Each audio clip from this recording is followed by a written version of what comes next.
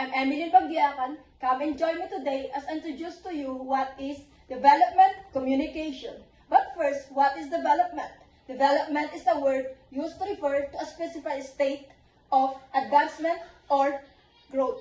Or it could also be used to describe to a new and advanced idea or product or an event that constitutes to a new stage under a changing circumstance.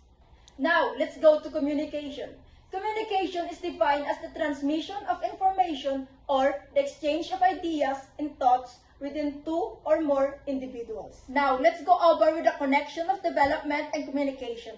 Development is a process that creates positive changes, while communication provides awareness, knowledge, and understanding of the development process.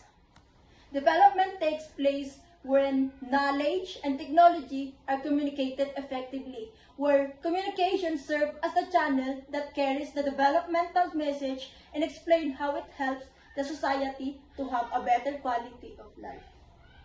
In short, development communication means the integration of strategic communication in development projects where it strives to behavioral changes not just for information dissemination, education, and awareness raising.